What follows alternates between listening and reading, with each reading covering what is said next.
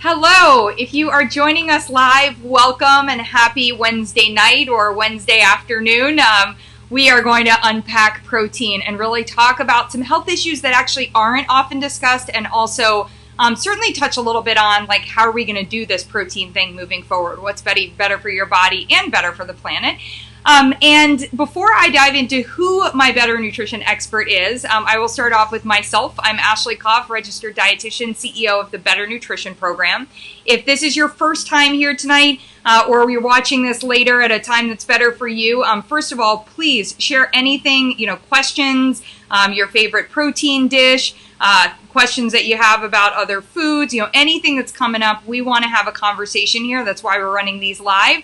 And if you're watching this at a time that's better for you, go ahead and put those questions in the drop box, and I will in the comment box, and I'll make sure that we get to Allison for those. So why Better Nutrition expert interviews? Well, super selfishly, with the Better Nutrition program, we develop assessment tools, and I need to connect with practitioners to help me develop them and to help me vet them. And as I was doing it, I was meeting all these awesome people, and I wanted to make sure that you're connected to them because there's a lot of information out there, and more information, just like more protein, is actually not better for our bodies, but better information, maybe better protein, better for us. And so Better Nutrition experts was my way of sort of navigating the space of, do I decide if somebody's, good at what they do based on their license, or how do we figure out who you should be getting your information from? So a Better Nutrition expert is somebody who is both science-based, reviews the science, has been trained, understands that part, but then is also practice-based, is applying this and is working with humans, unless we're having a conversation about dogs and dog nutrition or another species, but has actually applied it because we know that there are not one-size-fits-all answers. So without further ado on that part, someone who I have been so excited to have this conversation with. So Alison, welcome. Alison Acerra of Strategic Nutrition Design. And we were connected, I think through colleagues, right? And one of the things that just really stood out, we'll unpack like what you are actually doing, and we'll have this protein conversation, but is also you just have such a sound, sensible way of going through information. So I wanted to start off with, was it always like that for you with nutrition information? Did you just get it and it seems super simple and that's how you're able to communicate it? Or were you like any of us and struggled? Tell us a little bit about your early days. Yes. Yeah, that's so funny. When I, and thank you for having me. It's really, I'm really excited to be here. Yeah. So when I first started studying nutrition, I think I had this idea of, I was to be the nutritionist of the stars, as some, young, teenager in college, with this very idyllic, idea of what I was going to do with this profession.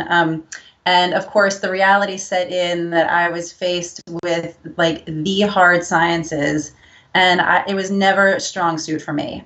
So I can't say that I, just flowed through those sciences, seamlessly. It was definitely challenging for me. But that said, as I've moved more into a professional over the course of the years, I've really enjoyed actually diving into the research and, sifting through it and understanding it and, and really, determining. I think that's really the power nutritionists, dietitians have is how do we take that science and translate it into, information consumers can really digest in a way that really empowers them to make good choices for their health.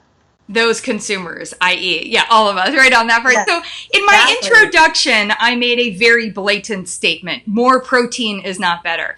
Let's start off with like this protein situation. We've had different versions of diets that are either protein emphasized or high protein. And let's talk a little bit about how much protein the body needs and some of the risks associated when you don't get that protein amount correct. Yeah, I think that there really has a health halo around protein has really come about. And I think just to start there, it's, really as the low fat craze of the 80s, and moved into the low carb craze of the 90s. And so that really, sort of positioned protein as the healthier nutrient.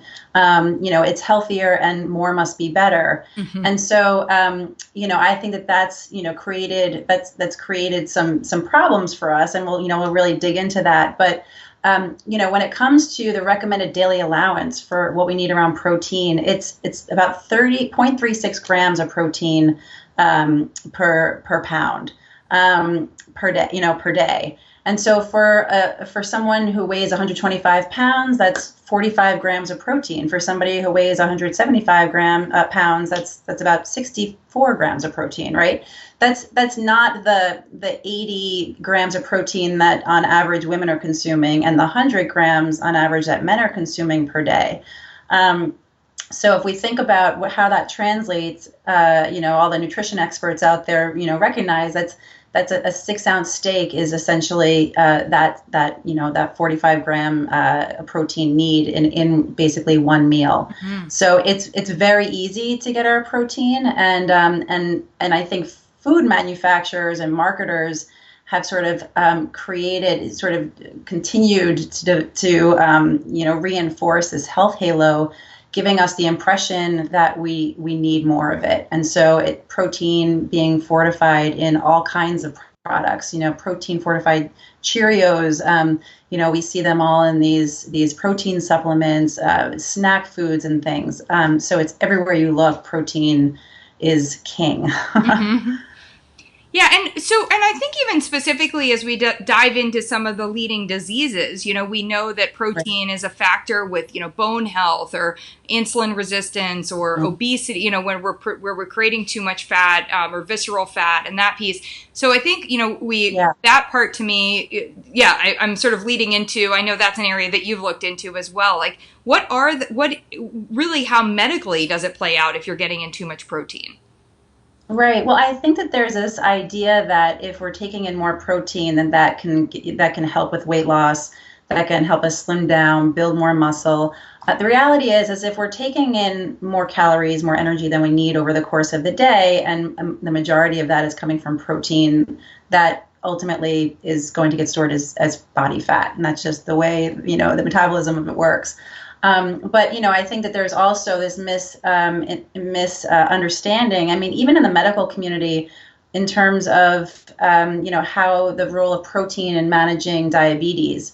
So I think a lot of when I was working back in my clinical days, there again the Atkins diet being really popular and high protein diets, but so specifically for diabetes control. That there was this push for protein because it was thought to help to manage blood sugars. And so I think in the short term, protein does release insulin that can help clear the glucose from the blood. But over the long term, it actually is related to insulin resistance. Mm. And so I think, you have people who have pre-diabetes, metabolic syndrome, and they're continuing to get the message more and more protein. So that's many, many years, over time, that they're just taking in more protein than they need. And ultimately, it could actually be working against them in terms of, how they're able to actually either stave off diabetes or manage it once it's developed. Yeah. And, I think like when we're plotting out these menus, and you, as part of the work that you do now, you work with businesses, with organizations, on whether it's on menus and kind of the food service side. One of the challenges is like they're kind of in a catch-22 where there's this demand, right? I was talking to somebody at a restaurant, and they're like, we just keep hearing we want more protein or we want more keto products, like more fat, that kind of thing. And so it's hard for them, in terms of that. Do you have any examples of where you think maybe it's being done better, or where solutions that you would see sort of when people are eating out on menus that are looking at the protein a little bit better? Yeah, there's a whole movement now. Flexitarian eating, I think, is really taking off, where it's not necessarily moving towards it's not necessarily vegetarianism, but it's really thinking about shifting the focus of the plate away from that animal protein to more plants. Yeah. And so it's, there's a wonderful initiative that's going on between the Culinary Institute and Harvard, called Menus of Change, and many of you might be familiar with it. But it's an amazing collaboration where the CIA is looking at how do we make this food delicious, and Harvard sort of brings the research component into it. How do we actually translate this for the public? But so and then help restaurants actually put it in place and help them understand how they can implement what they call the protein flip, which is again moving that protein off the center of the plate and thinking of it more as a condiment. So I see I'm working directly with a wonderful they're a fast casual, and they focus on salads, and so I think that they're thinking about using protein, but it certainly is not. It's a smaller portion. It's about 3 ounces. So, which normally in food service operations, you see anywhere from 5 to 6 ounces as being, really kind of the standard portion. Mm-hmm. And I think that that's where, again, we think back to what our protein needs are. It's like that's basically getting our needs in one meal there. And so it's sort of shifting things, the animal protein. So it's not the shining star, and that plants become the shining star. So I do see restaurants I want to pause there. I want to pause there because, of course, that brings up or interject there. And hi, Kristen from Nevada, Texas. So, one of this whole plant, like as we were saying, like we want to flip what's on the plate and we want to do this. Part of it is just so mean to plants because we're saying like, no, what we're really trying to do is flip animal protein to this accessory status. But all of those animals created protein in their body eating plants, right? I mean, they may have gotten in some critters and some bugs.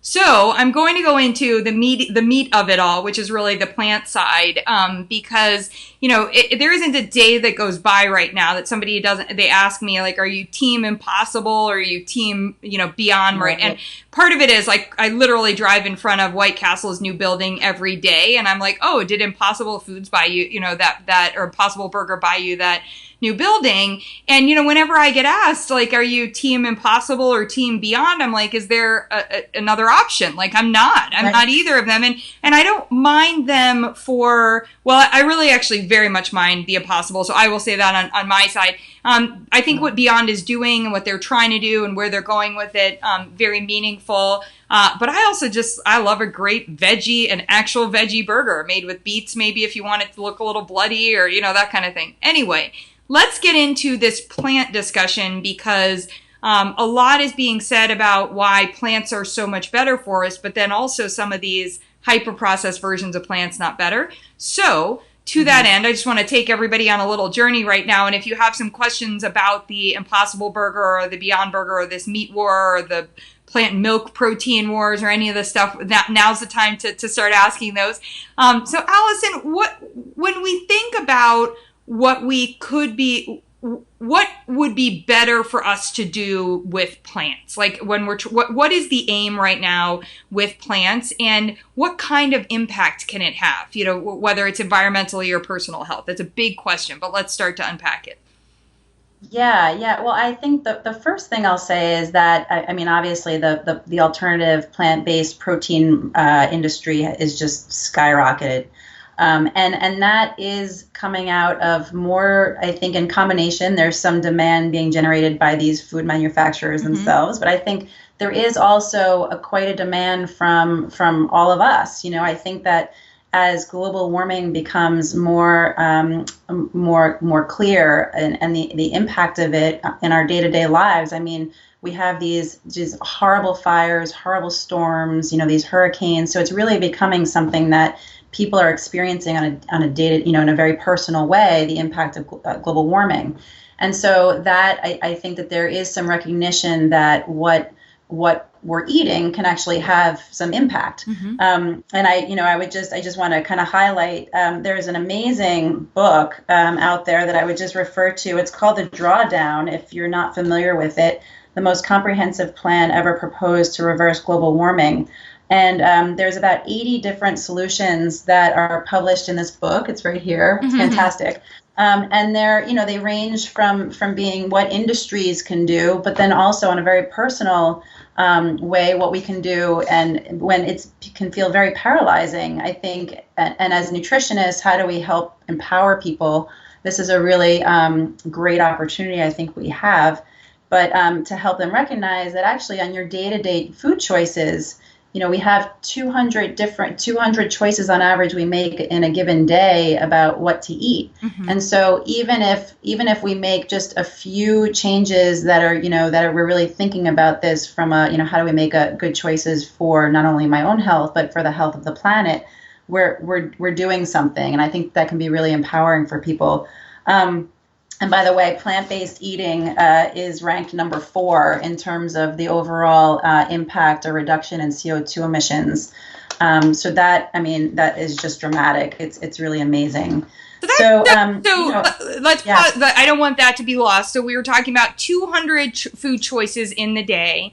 Plant-based eating, number 4 on the list of things that will have it, like in a hierarchy, right? Like number 4 out, like 1, 2, 3, 4 in terms of, and what are 1, 2, and 3, just so we can understand the amount of impact that we have.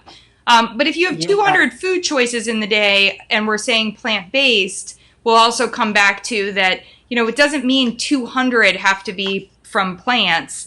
But it does mean that, like a base, right? So it's like, I don't know, I'd call that 180 choices or 190 choices, is going to be more of what your foundation is rather than, on that part, right?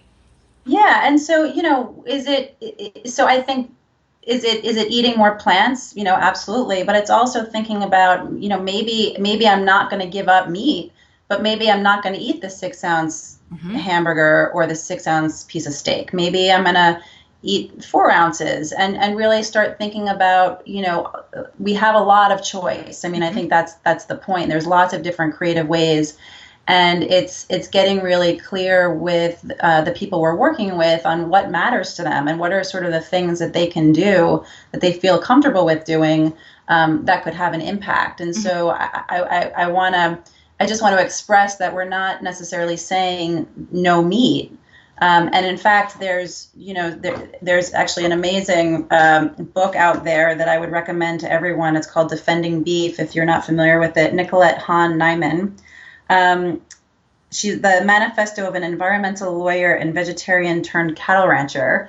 It's fantastic. And so she really makes a case for, just thinking about,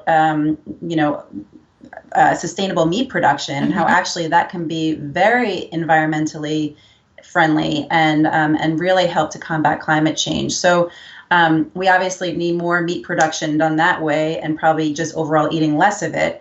But so I just want to highlight that it's not necessarily no meat, but it's let's really think about how much we focus on it. What do you think are some of the challenges in the plant-based space, or the things that keep people from making those people, i.e., like anybody who's struggling to make more of those plant choices? Let's try to unpack some of them and have people walk away today feeling like they can make some of these choices a little bit easier. Yeah. Yeah. I do think that more restaurants are tuning in because there's a lot of market research to say that, certainly millennials, younger people are really interested in eating plant-based. And so, they're following suit with just offering some more of these options. So I think that more and more menus are becoming available and really thinking about vegan, vegetarian lifestyles. So I think that's some really good things that are happening there. I think some of the challenges that come up, it's I think definitely we think that there's this perception that vegetarian protein is not complete protein. Right. This is actually not true. So you can absolutely meet all your protein needs beautifully on a vegetarian diet. The amino acid profile of plants isn't quite as perfect for humans as that of animal proteins, but it's pretty good. And as long as we're getting a lot of variety. So I think there are some misconceptions there, and so that's something that's one that clear up for people. And the way that you just said it there, to interrupt, like that, like blows my mind, right? So we're basically saying like the plant version isn't as perfect as the animal one, right? And I think one of the things, like, let's just be clear, we like things really easy, right? And so, if you're going to eat the animal, then the animal's body has already done the work to convert the plants into the protein, and then we're consuming that. But, one of the things that I'm always concerned about is the health, as we know, in our tissues, our protein, our muscles, et cetera, they're only as healthy as the health, if we're eating an animal's tissues or products from those, the health of that which we are eating is really going to be dependent on how healthy that animal was. And so that animal gets healthier when it eats plants, like when it eats grass that maybe has manure in it and maybe has some bugs in it. But, I want if I'm going to eat the flesh of an animal, I would want the flesh to be from a healthy animal. And I think that's one of the other pieces, that we don't have the science, as much science probably as we need, showing how when we eat unhealthy animals, that's actually the flesh of unhealthy animals, or the products of unhealthy animals, that's actually an unhealthy, that's unhealthy for us, right? So I think that, to me, that's a big one for sure. Yeah. I mean, and if you think about, that soy, so part one of the hugest problems with animal production is that, these monocrops, soy and corn. And I believe I read that there's about 40% of viable land is dedicated to soy and corn production, specifically for animal feed. And when you think about soy, I mean, most of that is genetically modified, genetically engineered soy. And so it's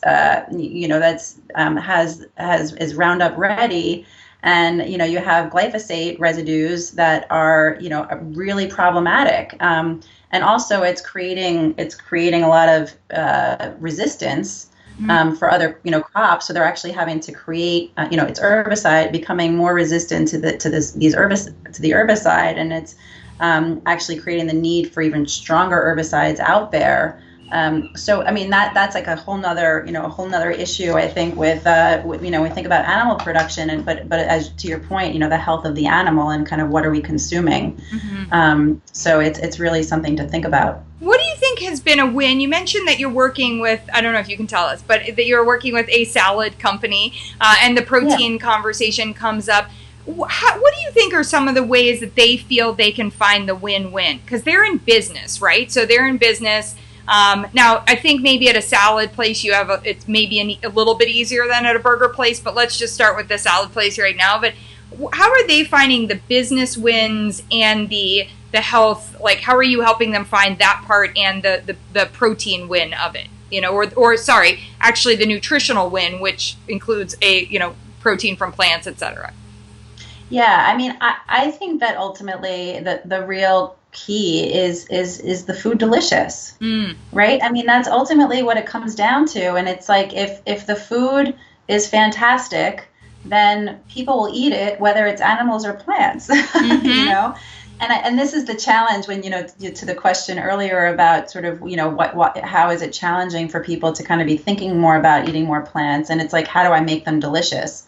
And so, I think that there are more, chefs out there that are really focused on this and trying to figure out, how to do that. And so that, we sort of are working on how maximizing flavor and delicious. And so there's lots of things to think about from a culinary perspective that are really enticing. But I think let's just for those of us that want to play culinary for a moment, let's think of give me 3 examples of ways that you can make plants more delicious from a culinary perspective. Yeah, absolutely. I mean, you absolutely have to have texture. So I think, you want to make sure that you got a little crunch in there. And so if you're adding in some nuts or seeds and maybe not just plain pumpkin seeds, but maybe you're going to roast those seeds and you really add some depth of flavor that way. Instead of a romaine lettuce, maybe you're using arugula, which is really peppery and and a little bit bitter, and so there's more flavor there. And acid, right? I mean, this comes with in the dressings, hopefully, but you have to have some acid to really kind of balance and, balance out the dish. And that comes with whether it's a marinade or a dressing. You gotta put some citrus in there. You gotta, but the acid is going to be really important. And fresh herbs are really fun. And love that. But I think you have to get a lot of color. I think you got to get a variety in texture. I think you have to get, your acid balance, and I think you need a little salt. But depth of flavor, definitely with the way that you actually prepare these ingredients. It's not just raw, or just, like you're roasting butternut squash. You're kind of creating, each ingredient becomes sort of its own recipe. I'm having a flashback to like those days of, I remember it. It was like a square, it's either a styrofoam or a plastic. And so I can just be like, mea culpa.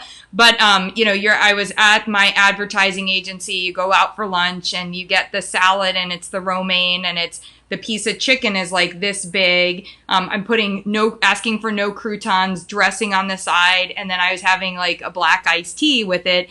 And no wonder I could, and Lisa, yes, hi Gretchen, and also Lisa says salt, acid, fat, heat, 100%.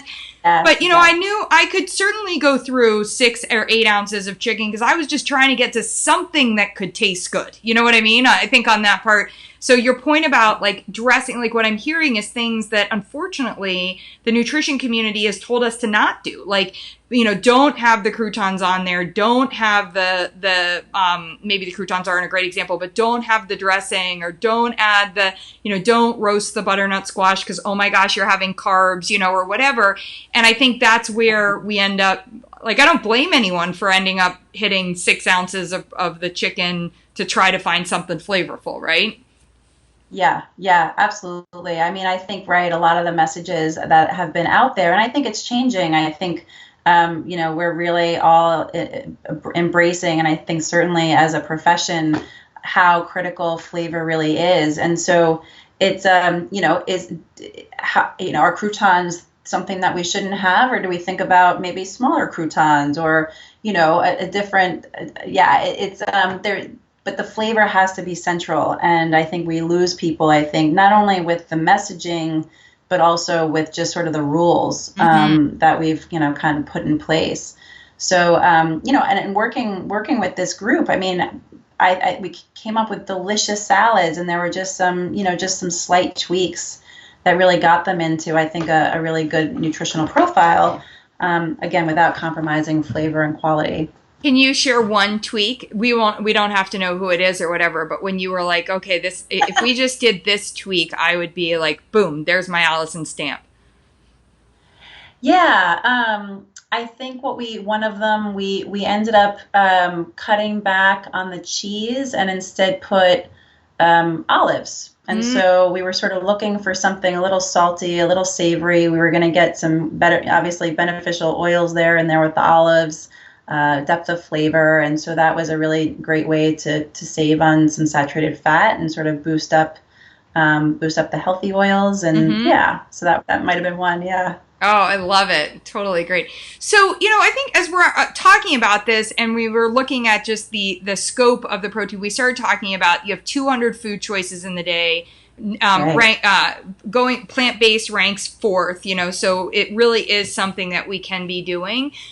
So if we look at, how we something that we as individuals, I don't know about anybody else that's watching, and sorry guys, the light is just going on my end, so I look all sort of like back in a dark room. But that's okay. The light just decided to die tonight. So, one of the things that I think about is it's hard today to like know where to start. It's like, I don't know, how do I like clean up the plastic in the ocean? Okay, I'm going to stop using plastic. But then I, have these thoughts, and then on to the next. But so I just want to come back to, if we have 200 food choices, like it seems like we can actually create an impact. Do we have any idea of what that scale of impact could look like if we started to make, if more people start to make more plant-based choices? Yeah, it's funny that you asked that. I was actually in just doing a little reading. Christopher Gardner has done some really amazing work out of Stanford on this, and so he actually published a paper recently on this very question. And I have some notes here on it actually. So he sort of talks about, the kind of the 25% reduction in how much, animal protein someone might be eating. So let's go, just for those of us that don't easily do math, and for me, because it's the evening. So if we're basically saying a 25% reduction, like, so one option would be if you are eating 4 times in the day, which, oh, by the way, better for you to space your food out in the day rather than like backload, or even if you are intermittent fasting and you're in an 8 or a 10-hour window, still better to space it out for your digestion. So 25% just means of 4 eating occasions, if one of those didn't have something animal, carry on with what that improvement could be. Absolutely. Yeah. It's very simple. And so, and then a 25% shift from those animal proteins to plant proteins. So again, so that might be just cutting back by an ounce or 2 on the animal protein on the plate, and maybe having another 1/4 cup of beans, let's say, or quinoa or something. Or like instead of a yogurt, a plant-based, or instead of having a milk yogurt, you could have hummus as a dip, and then you're getting like, okay, gotcha. Yep, following that. Yeah, absolutely. Yeah. Right. And so they were able to actually, sort of do a numbers game, and found that it would result in 40% lower carbon dioxide emissions from food production related sources. So, I mean, that is just dramatic. I mean, that's for each of us. We really have an opportunity, I think, as individuals to really, make some real impacts here.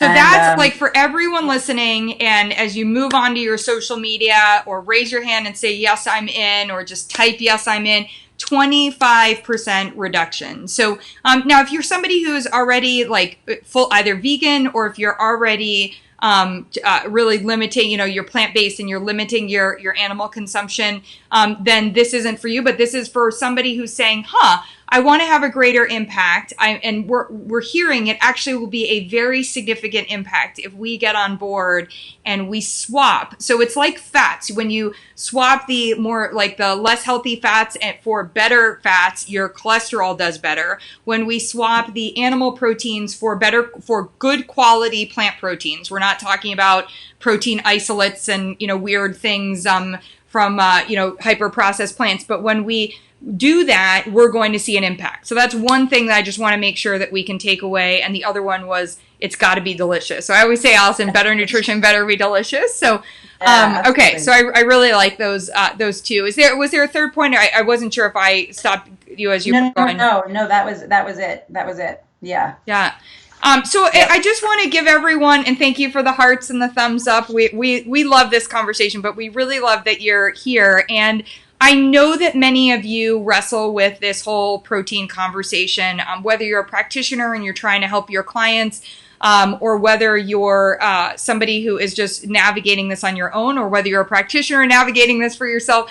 So share, any of the questions that you have. Now's a great time because we've got about 10 minutes left, and I want to make sure that we get to those. To your point, Alison, about it being delicious, I'm reminded of Dan Barber doing the chicken mushroom, like the Popeyes version. So he just did a fried chicken Popeyes, and from a chicken mushroom. I was like, that was pretty awesome, I think, on that part.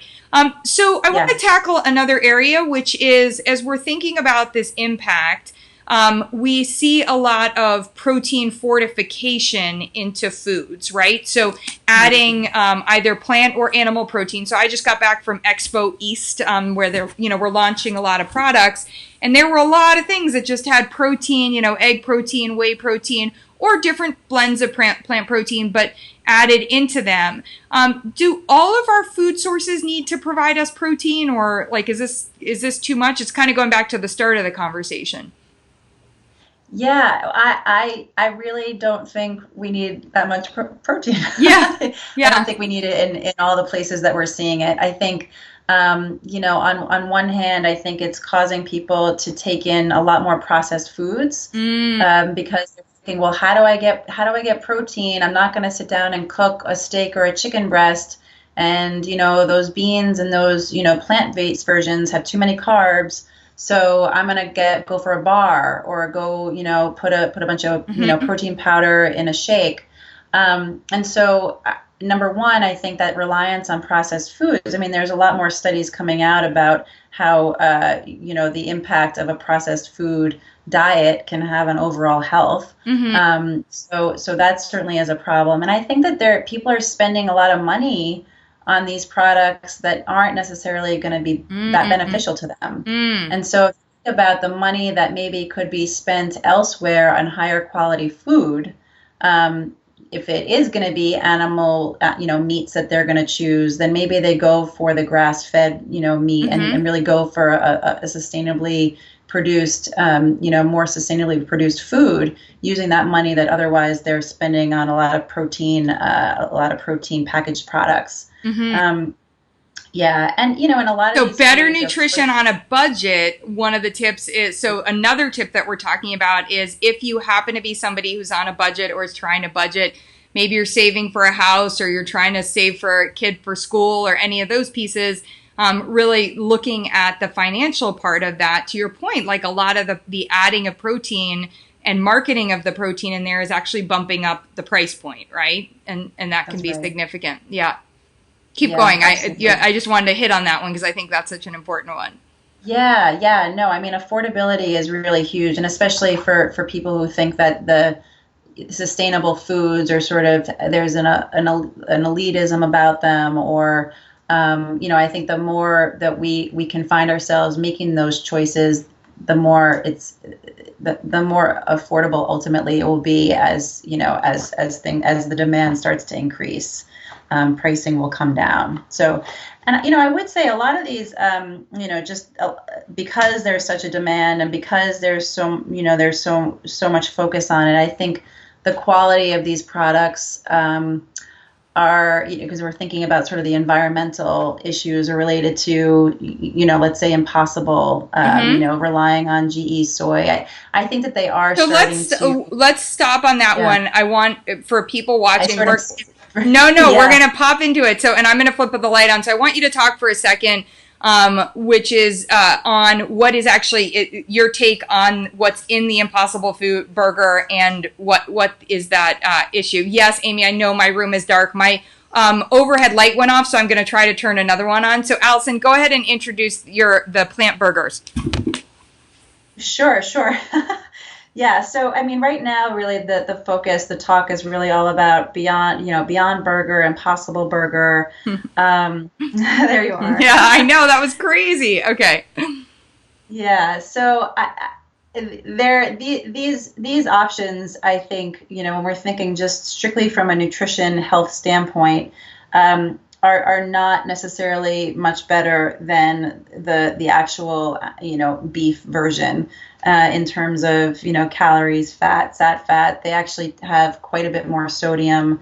Again, these are processed foods. The Impossible Burger is fortified with a bunch of nutrients, which on the surface sounds like, oh, I'm getting some, really good nutrition there. But this is fortification. It's not getting these nutrients from real food. So we really don't know if we're actually even absorbing those nutrients in the way that we would if we were eating the real food, and if they're actually a benefit to us at all. So Impossible really is based on soy protein concentrate and soy protein isolate. And I know, Ashley, you have a lot to say about these in particular. I think that GE soy is a real problem with with the glyphosate residues, as we were saying before. So I'm really not a fan of Impossible, and I think probably Beyond is potentially the better choice. If we presuppose we have to make a choice. So if somebody takes something away today, like you are going to be healthy, likely you and the planet will be healthier for not entering into the world of Beyond or Impossible. And I think one of the things that's super frustrating probably about Impossible on that part is it's having us, so I'm just feeling it extra because as I moved back to Columbus, people are driving through, they're like excited now to drive through Burger King or to drive through, to go to White Castle. And, the ingredients in the burger themselves aside, what else you end up consuming, are you getting a soda? Are you getting fries with it?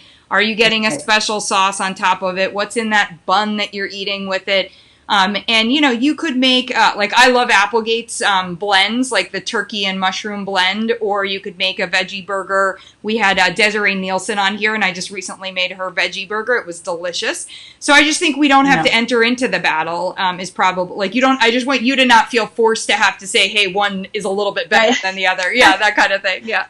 Right. Yeah, well, sometimes, you get pinned down. You have to make those hard line choices. But absolutely. I mean, the Beyond Meat, they say they're gluten free, and I'm thinking on the image on the screen is a Beyond Meat burger with, in a big bun that has lots of meat in it. Right. So it's just, it's funny. But yeah, I think that probably is a little bit more of a, in terms of the quality of the ingredients in there, might be a little bit on the better side. There's a company called No Bull, that is doing, I think, fantastic things, really high quality ingredients. They're really tasty. They're not trying to be meat. They're just trying to be a tasty burger. And, and I think that they're really enticing for people. So, to what I was saying earlier, I think that because there is such a demand, I think people really do have intention to want to do the right thing for the planet, for sure, and more so for their health, increasingly for their health. I think more of these manufacturers are really going to have to step up, and they're challenged to continue to improve the products. And, you touch on something there that I think is just awesome, and definitely another one that I just want to add to everybody as you're thinking about what do I have control over, or how can I, and that is, you were just saying that, to improve your health, right? If we're all in this, we're trying to sort this situation out for improving our health. We don't even need them, but there are countless really amazing studies that tell us about the value of different parts of plants, like all the plant nutrients. But that isn't actually inherent to the plant protein, like the amino acids, from that. They're helpful. They're part of the package, with our enzymes. But when you're consuming whole plants and not something that's an isolate or a processed or that kind of thing, like the shame in Impossible is that if you actually had the whole soybean, and also if it was organic, or just was non-GMO, you would get these omegas, and you would get fiber, and you would get things that we would say like, oh, that's actually something I can argue for, in terms of like good for the body. And I think that's probably one of the biggest issues, is that as we hone into plants and we say like, is it instead of animal protein, we should have plant protein. We do know that if you just make that 25% exchange, that would be amazing. But if you're just thinking about it as protein, you're actually limiting the impact that it'll have on your health. You're going to see when you actually eat plants, you're going to get all of these other health benefits. And I think that's like, I don't know, soapbox on that part. Sorry, I just had to get there. I know. No, but I mean, absolutely. It's like you think about the power in plants, and I mean, there's so much, the nutrients and the anti-inflammatory benefits and the benefits to the microbiome. I mean, it's not just about the protein. It's about the nutrients. It's about the full-on plants. So absolutely. That's probably a great way for us to conclude, which is the issue with protein is, yes, our body needs it, but when we nutrientize recommendations or just hyper-focus on a nutrient, we actually get further from health than we might especially think. So I think the whole protein discussion is leading us down a really dangerous path. Gretchen, I just want to understand detoxing benefits for me. Are you saying you want the plants are providing detoxing benefits? Oh, absolutely. I think, plants are, we have to be careful with our soil and with what could be applied to plants, because we could be, for lack of a better analogy, washing our floor with dirty boots on, if the plants aren't clean. But plants do play that role in supporting detoxification. And so, sorry, another question that popped in is just in terms of kids and the challenge of what belongs on a kid's plate. So any comment or anything that you've worked on the kids side in terms of how to get more, get a better balance of the plant side of things in for kids initially. Otherwise, I can also refer you to our plant-based guide, which has great information on kids. So yes, Alison. Yeah. And I love that you have another resource on it. I'm not an expert in kids, although I have a lovely niece who is very, who has some food jag stuff. So it's interesting. It's a challenge. I can't, I'm not a parent, but I would say that some of the just in terms of continuing to introduce great tasting food. That and plants, and so really thinking about how to make those salads delicious, how to make those grain dishes delicious, adding small amounts of dried fruit, nuts, things like that can really kind of make them more fun for kids, and make them more attractive and tasty. So, and it's obviously there's a lot of modeling that goes into play with modeling good habits. And also just continuing to introduce the foods, sort of over and over again, maybe slightly different, changes in shapes and, textures and that kind of thing. Yeah. And then also I think not, harping on kids to eat their veggies and eat this and make the dinner table a combat zone. I mean that that's no fun for anyone on that part. Totally awesome. So you guys, I want you to head over to Strategic Nutrition Design. Alison does a range of different work. She's a great speaker and also a consultant. So certainly connect with her on that part. And I think we learned some really important things today, that idea of that 25%. So if we, just going through the numbers again, if we're making about 200 food choices, I'm going to try to do the math on the fly. That would be about 40 of those, or maybe like 50 of those. Thanks, 50, Ashley. So 50 of those choices, if you switch them from animal protein to plant protein, and hopefully those food choices aren't just isolated protein, but if you switch them to where they're incorporating quality plants, you are going to create the type of environmental impact that can actually change some of the negative trajectory that we're dealing with today. Maybe even above. We didn't get to what 1, 2, and 3 are, but I have a feeling they're above, a lot of the things that we're already trying to do, whether it's recycling or turning our lights off or, upcycling and, doing all these other things. And then one of the other things that Alison was talking about is just making things delicious. So you guys, every single time I'm here, we talk about if better nutrition's not delicious, it's not going to happen more often. So I loved your tips for different ways to make plants delicious, and likewise for children to demo and introduce those. And then I just wanted you to repeat. You had mentioned both, and I absolutely love it. I forgot it was the Nyman, because I actually had her as a speaker at something. So those 2 books you had drawing down. So why don't you go ahead and show us the resources you were talking about? Sure, absolutely. And I can just tell you the top those 4. So again, it was sort of industry level and personal, but talk about refrigeration and sort of thinking about the materials. So that's not necessarily individuals as we can do. Wind turbines. Number 3 was reducing food waste. Number 4 was plant-rich diet. So that comes from a book called The Drawdown, edited by Paul Hawken. Right here. We love Paul Hawken. Yes. Bestseller. Fantastic. Yeah. And then Nicolette Hahn Nyman from Nyman Ranch Beef. And it's Defending Beef. This is just a fantastic read. She's so amazing. And I think that part of it, so great resources.